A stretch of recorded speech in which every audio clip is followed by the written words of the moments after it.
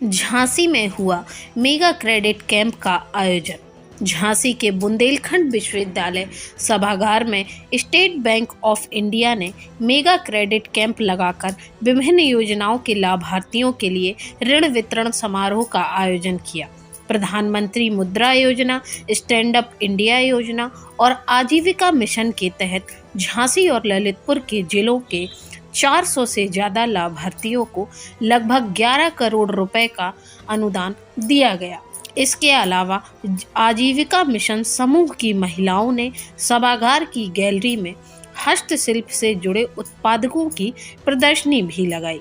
झांसी के बुंदेलखंड विश्वविद्यालय के सभागार में आयोजित कार्यक्रम में बैंक अफसरों, प्रशासनिक अफसरों और विभागीय अफसरों की मौजूदगी में लाभार्थियों को चेक प्रदान किए गए। स्टेट बैंक ऑफ इंडिया के मुख्य महाप्रबंधक शरद सत्यानारायण चांडक ने कहा कि ललितपुर और झांसी में आज 11 करोड़ रुपए का ऋण दिया गया है। शासकीय योजनाओं का लाभ सही व्यक्तियों तक पहुंचे, इसके लिए यह मेगा कैंप आयोजित किया गया है। 70% लोग पैसा जमा करते हैं अनलेस उनको मिसडायरेक्ट न किया जाए, उनको ये ना बताया जाए कि अभी नहीं होंगे तो सरकार बाद में माफ़ कर देगी। अगर वो होता है तो लोग फिर तो से डाउट में आ जाते हैं और पैसे का लोग सबको है, उनको लगता है सरकार ने माफ़ कर ही देगी, हम क्यों वापस करें। अगर उनको मिसलीड न किया जाए तो गरीब लोग समय पर लोन जमा कर देते हैं। आप लोगों में कोई है जो डिले हो, सब लोग समय पर जमा करते होंगे।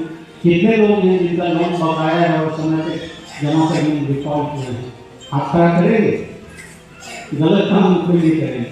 कितने लोग समय पे जमा करते हैं वो हाथ खड़ा करें।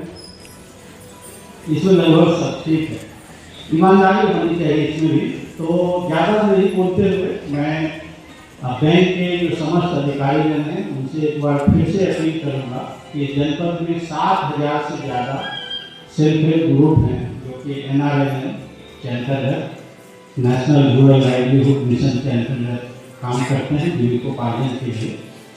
उससे ज़्यादा से ज़्यादा SHG को कवर करें।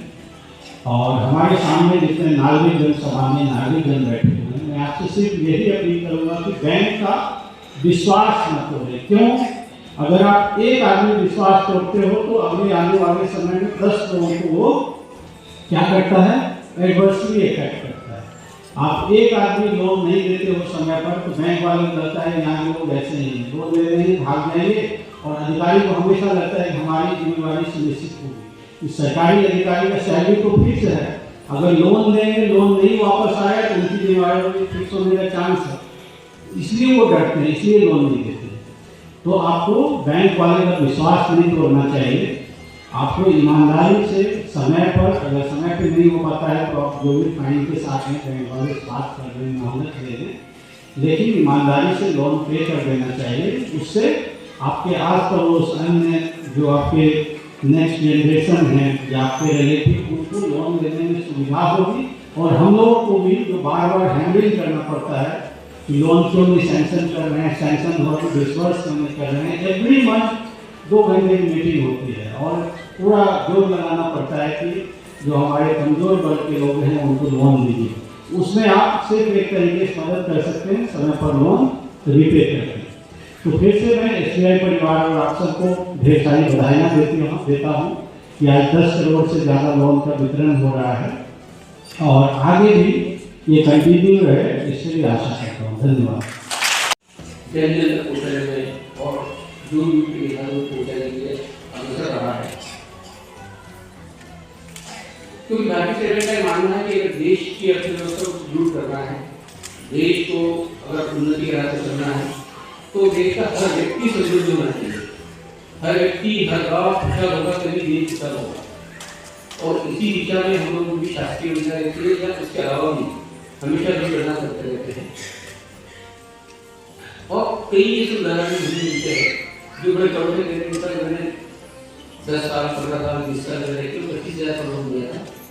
और आज देखिए मेरा उद्योग इतना अच्छा चल रहा है, मेरा व्यवसाय इतना बढ़ गया है, तो हमें बड़ा गर्व महसूस होता है कि हम किसी के काम आ रहा है। तो मैं आप लोगों से भी निवेदन करूँगा, जैसा ने कहा कि इसे शॉर्ट टर्म लक्ष्य में समझिए कि बस आने में लोग ले लिया अब उसको भूल गए, ऐसा मत कीजिए। जो भी आपको ऋण मिल रहा है उसको सही रूप में उसका उपयोग करें और उसके लिए प्रॉपर ट्रेनिंग की जरूरत होती है। एक योजनाबद्ध तरीके से आपको निवेश करना होता है, जिससे अगर बिजनेस होती है निवेश करना और एक नियत बड़ी साफ होना चाहिए कि जो भी मिला है लोन उससे मेरा उद्योग व्यवसाय बढ़ाऊंगा और फिर वो लोन चुकता करके उसे पे करके फिर नया लोन मिलेगा। आप देखेंगे कि आपका रिकॉर्ड अच्छा है तो आपको लोन कभी भी मतलब ऐसा नहीं होगा कि आपको आपके पहला लोन सही समय पे लेके किया और दूसरा लोन नहीं मिल रहा है, ऐसा कभी नहीं होगा। आपने पहला लोन सही समय पे लेके किया तो आप देखेंगे आपको दूसरा लोन भी मिलते जा रहा है और आपका व्यवसाय आगे जाके बढ़ता जा रहा है। अभी मुद्रा योजना में गवर्नमेंट ने 3 विभाग बना दिए हैं, शिशु, किशोर, तरुण। तो जो शिशु का लोन मिलता है उसे रिपे करता है समय पे स्कूल का वाला लोन मिलता है। इसी तरह से प्रधानमंत्री स्वनिधि योजना में भी जो है पहले का लोन जो है 10,000 का मिलता है, वो अदा करने पर 20,000 का मिलता है, वो अदा करने पर 30,000 का मिलता है। और भारतीय स्टेट बैंक ने 10 फरवरी को पूरे लखनऊ अंचल के 13,000 प्रधानमंत्री स्वनिधि योजना के हितग्राहियों को दूसरा पैकेज का लोन वितरित किया है।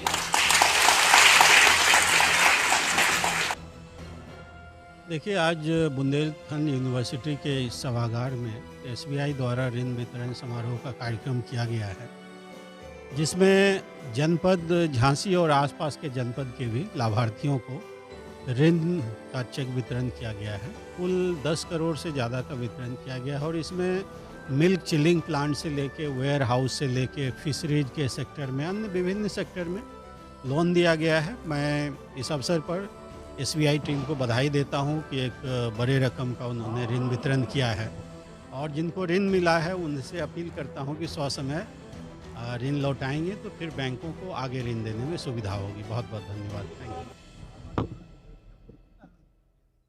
जी, तो आज जो ये मेगा कैंप हुआ है इसमें प्रधानमंत्री मुद्रा योजना, स्टैंड अप इंडिया योजना, स्वयं सहायता समूह आदि योजनाओं में ऋण वितरण किया गया है और ललितपुर और झांसी 2 जिलों को मिला के अगर आप देखें तो 11 करोड़ का ऋण आज वितरित किया गया है। और इसी तरह से कानपुर अंचल में, जिसमें झांसी और कानपुर और क्षेत्र आते हैं, इसमें 31 करोड़ का ऋण आज वितरित किया जा रहा है। तो भारतीय स्टेट बैंक की ये हमेशा पहल रही है कि जो शासकीय योजना है उनका लाभ सही व्यक्ति तक पहुंच सके और दूर दराज के क्षेत्रों में भी पहुंच सके। और इसी उद्देश्य को मद्देनजर रखते हुए ये मेगा कैंप हमने आयोजित किए हैं। आज लखनऊ अंचल के लगभग सभी मुख्य जिलों में ये कार्यक्रम आयोजित किए जा रहे हैं।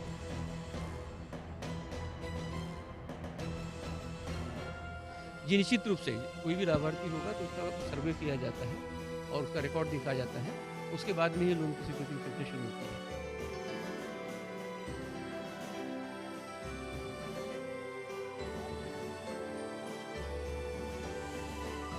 निश्चित रूप से आएगा और बुंदेलखंड तो आज मुझे लगता है कि सरकार के भी प्राथमिकता क्षेत्र में आ चुका है और यहाँ जो एक डिफेंस कॉरिडोर भी बनने वाला है, तो निश्चित रूप से स्टेट बैंक हमेशा आगे रहेगा।